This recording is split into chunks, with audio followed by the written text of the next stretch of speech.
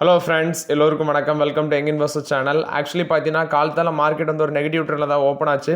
ஆனால் இப்போ வந்து ஒரு பாசிட்டிவ் ட்ரெண்ட் மாறி இருக்குது. நிஃப்டி 33 பாயிண்ட்ஸ் பாசிட்டிவ்ல இருக்குது. 25,228 பாயிண்ட்ஸில் ட்ரேட் ஆகிட்டு இருக்கு. சென்செக்ஸ் 136 பாயிண்ட்ஸ் பாசிட்டிவ்ல இருக்குது. 82,707 பாயிண்ட்ஸில் ட்ரேட் ஆகுது. பேங்க் நிஃப்டி 57,180 பாயிண்ட்ஸில் ட்ரேட் ஆகுது. 173 பாயிண்ட்ஸ் பாசிட்டிவ்ல இருக்குது பேங்க் நிஃப்டி. பேங்க் நிஃப்டியில் Punjab national bank 2.5% positive. Bank of Baroda, state bank of India, Canara bank, IDFC first bank, federal bank இதெல்லாம் 1.5% பாசிட்டிவ்ல இருக்குது. ஆக்சிஸ் பேங்க் ஒரு ஃப்ளாட் பாசிட்டிவ்ல இருக்குது. HDFC bank, IndusInd bank, ICICI bank, Kotak Mahindra bank இதெல்லாம் ஃப்ளாட் நெகட்டிவ்ல இருக்குது. ஏயு ஸ்மால் ஃபைனான்ஸ் பேங்க் ஒரு 1.5% பார்த்தீங்கன்னா நெகட்டிவ் ட்ரெண்டில் ட்ரேட் ஆகிட்டு இருக்காங்க மார்க்கெட்டில். மார்க்கெட் வந்து ஓப்பனிங் நெகட்டிவ்ல தான் இருந்துச்சு. ஆனால் இப்போ வந்து கொஞ்சம் பாசிட்டிவ் ட்ரெண்டில் மாறி இருக்குது. மேபி எப்படி க்ளோஸ் ஆகுதுன்னு தெரியல. நெகட்டிவ்லையும் க்ளோஸ் ஆகலாம், பாசிட்டிவ்லையும் க்ளோஸ் ஆகலாம். ஸோ ஃபஸ்ட்டு பார்த்தீங்கன்னா ரிலையன்ஸ் இண்டஸ்ட்ரீஸ். ஆக்சுவலி உங்களோட ரிசல்ட்ஸ் பார்த்தீங்கன்னா ஜூலை 18 நினைக்கிறாமா, ஜூலை 18 தான் வர இருக்குது. ஸோ அதுக்கு முன்னாடி அவங்களோட Q1 ப்ரிவியூ கொடுக்குறாங்க. ஸோ இன்னைக்கு மார்க்கெட்டில் ஃப்ளாட் நெகட்டிவ்ல இருக்குது. 1491 வரைக்கும் போச்சு. இப்போ 1485 ட்ரேட் ஆகிட்டு இருக்கு.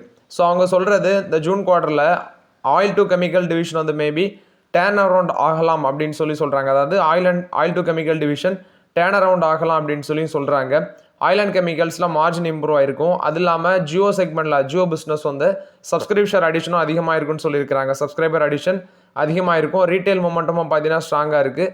ஸோ நெட் ப்ராஃபிட் ஒரு 40% மேலே போகலாம் அப்படிங்கிற மென்ஷன் பண்ணியிருக்கிறாங்க. 2.46 lakh crore ரெவன்யூ வரலாம், 6% இன்க்ரீஸ் ஆகும் ரெவன்யூன்னு சொல்லியிருக்காங்க. எபிட்டா 16% க்ரோத்துன்னு சொல்லியிருக்காங்க.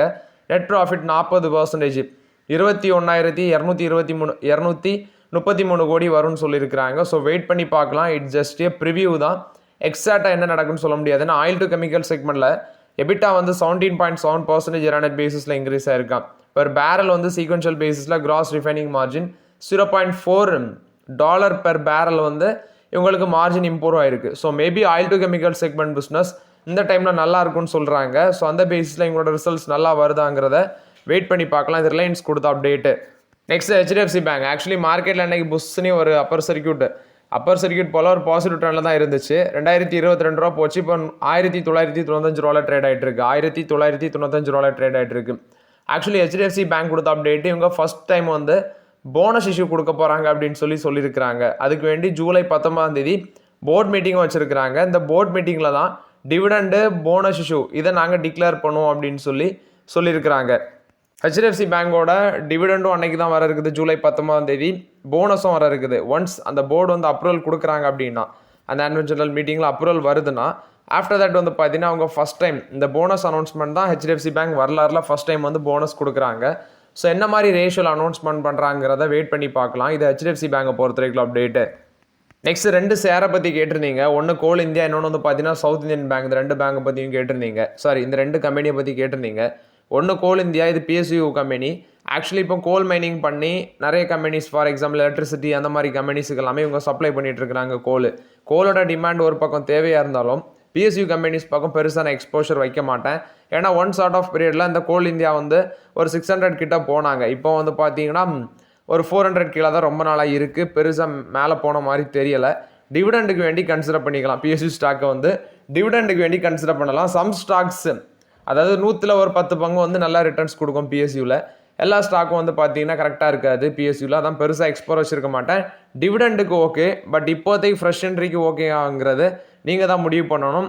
6 times தான் ஏர்னிங்ஸில் இருக்குது. பெருசாக ரிட்டர்ன்ஸ் வருமாங்கிறது எனக்கு இப்போதைக்கு புரியலை. இதில் வேணால் ரிசல்ட்ஸ் வரட்டு, அதை பார்த்துட்டு நான் உங்களுக்கு செக் பண்ணிவிட்டு அப்டேட் பண்ணுறேன்.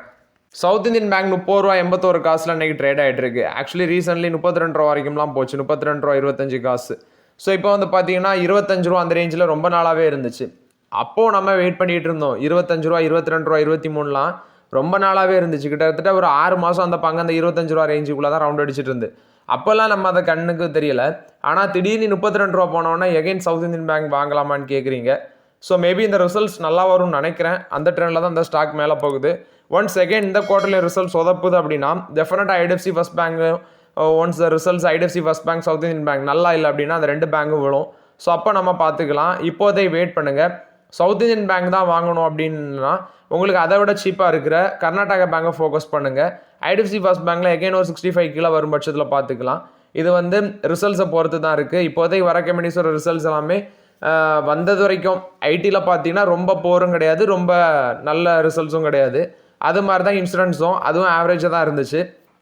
ஸோ இந்த மாதிரி கம்பெனிஸோட ரிசல்ட்ஸ், பேங்கிங் ரிசல்ட்ஸ் இன்னும் வர ஆரம்பிக்கல, வரட்டு நான் உங்களுக்கு அப்டேட் பண்ணுறேன். நெக்ஸ்ட்டு எஸ்கார்ட்ஸ் கியூபிட்டா 28 ரூபா பார்த்தீங்கன்னா டோட்டல் டிவிடன் அனௌன்ஸ்மெண்ட் பண்ணியிருக்காங்க ஃபினான்ஷியல் 25க்கு. ஸோ இது வந்து எஸ்கார்ட்ஸ் கியூபிட்டா கொடுத்த அப்டேட்டு. நெக்ஸ்ட்டு நீங்கள் வந்து ரொம்ப நாளாக கேட்டுட்டு இருந்தீங்க அந்த ஐடிசியோட டிவிடெண்ட் 7.85 ரூபா டிவிடெண்ட் அனௌன்ஸ்மெண்ட் பண்ணியிருந்தாங்க. ஜூலை 25 பார்த்தீங்கன்னா ஆனுவல் ஜெனரல் மீட்டிங் இருக்குது. ஸோ அதில் பேமெண்ட் ஸ்டார்ட் ஆகும்னு சொல்லியிருக்காங்க. ஜூலை 28லேருந்து 31க்குள்ளே உங்களுக்கு அந்த டிவிடெண்ட் வந்துடும். ஆனுவல் ஜெனரல் மீட்டிங்னா அன்றைக்கி தான் ரிசல்ட்ஸும் இருக்கும்னு நினைக்கிறேன். பட் அவங்க அது எதுவுமே இந்த ஆர்டிக்கலில் மென்ஷன் ஆகலை. மேபி அன்றைக்கி தான் ரிசல்ட்ஸும் இருக்க சான்சஸ் இருக்குது. ஸோ இது ஐடிசியை பொறுத்த வரைக்கும் அப்டேட்டு ஜூலை 25 அந்த டிவிடெண்டுக்கான பேமெண்ட் டேட்டுன்னு சொல்லியிருக்காங்க. ஐடிசி ஹோட்டல்ஸோட ரிசல்ட்ஸ் வந்திருக்குது. ப்ராஃபிட் பார்த்தீங்கன்னா 54%, இந்த குவார்ட்டரில் மட்டும் ப்ராஃபிட் 54% இன்க்ரீஸ் ஆயிருக்கு. 87 கோடி பண்ணியிருக்கிறாங்க. ரெவன்யூ வந்து 15.5% இன்க்ரீஸ் ஆயிருக்குது. ரெவன்யூ வந்து 15.5% இன்க்ரீஸ் ஆயிருக்குது. 815.54 க்ரோர்ஸ் பண்ணியிருக்கிறாங்க. 815.54 க்ரோர்ஸ் பண்ணியிருக்காங்க. ஸ்டாண்ட் அலோன் ரெவன்யூ மட்டும் 743.59 க்ரோர்ஸு. கேபிட்டல் எக்ஸ்பெண்டிச்சருக்கு 328 கோடி ஸ்பெண்ட் பண்ண இருக்கிறாங்க. விசாகப்பட்டினமில் ஒரு நியூ ஹோட்டல் ப்ராஜெக்ட் பண்ண இருக்கிறாங்க இந்த 328 கோடி இன்வெஸ்ட்மெண்ட்டில். ஸோ இது வந்து ஐடிசி ஹோட்டல்ஸ் கொடுத்த ரிசல்ட்ஸ் அப்டேட்டு. ரிசல்ட்ஸ் நல்லா தான் வந்திருக்குது.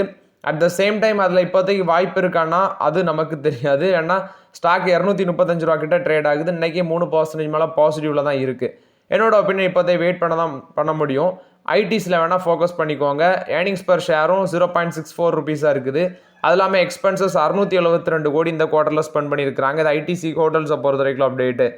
நெக்ஸ்ட் பார்த்தீங்கன்னா மேரிகோ. ஆக்சுவலி இந்த மேரிகோ பங்கு வந்து இன்னைக்கு 745 ரூபா டச் பண்ணியிருக்கு. ஒரு ஃப்ரெஷ் 50 ஹை. இப்போ 732 ரூபாவில் ட்ரேட் ஆகிட்டு இருக்கு. கொஞ்சம் இறங்கி ட்ரேட் ஆகிட்டு இருக்காங்க.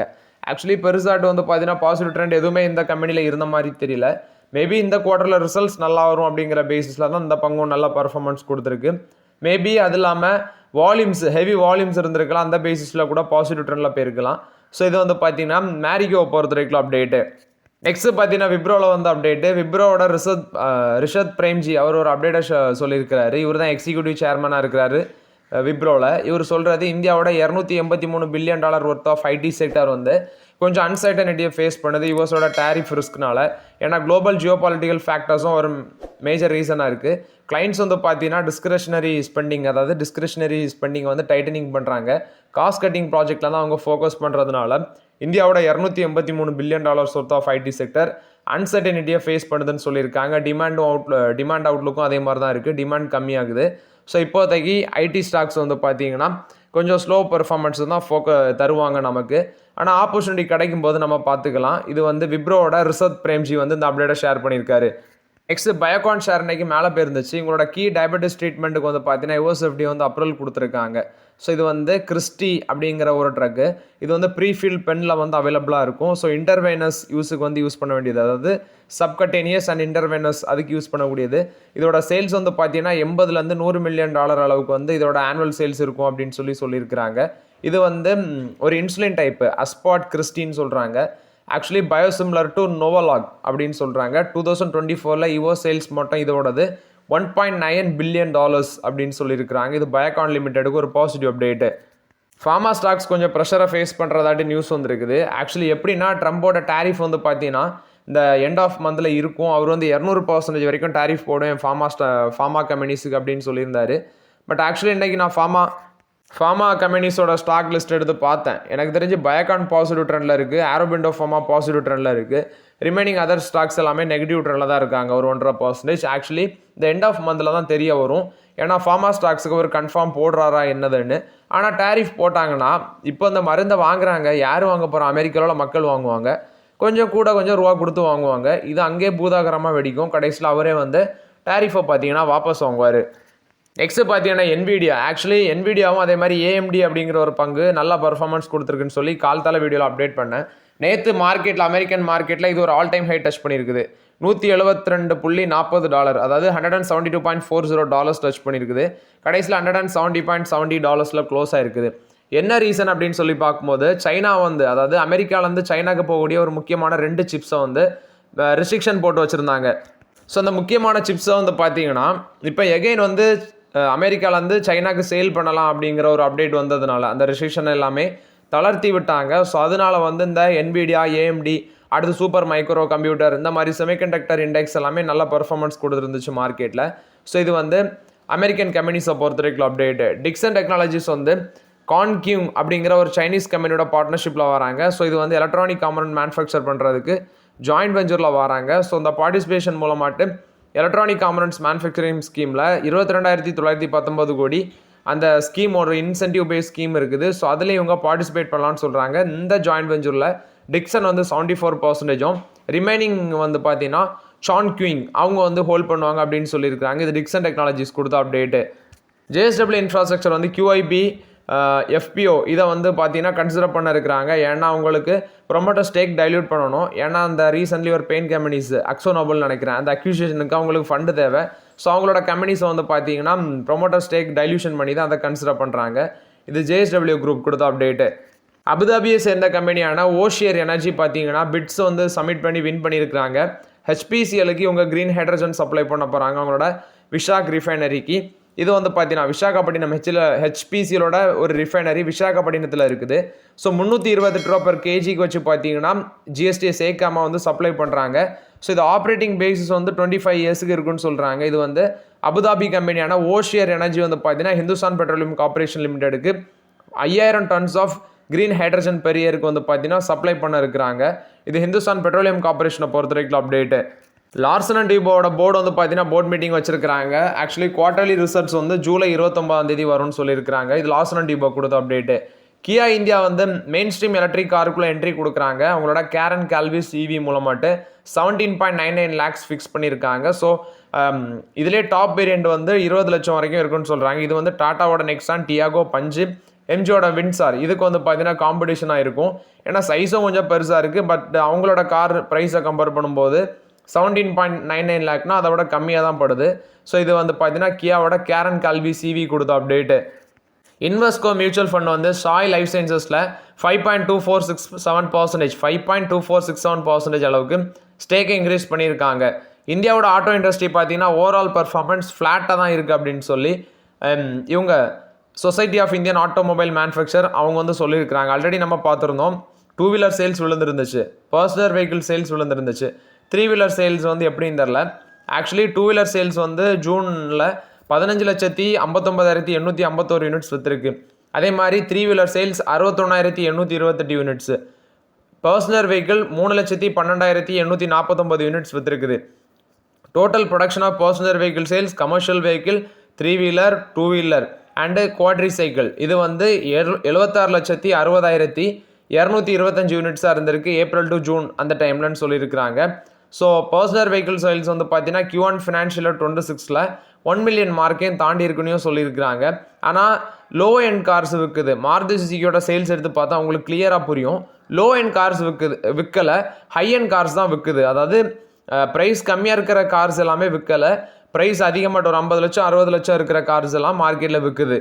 ஜியோ பிளாக்ராக்கோட மியூச்சுவல் ஃபண்டுக்கு வந்து பார்த்தீங்கன்னா செபி அப்ரூவல் கொடுத்துருக்காங்க ஒரு 4 இண்டெக்ஸ் ஃபண்டை வந்து லான்ச் பண்ணுறதுக்கு.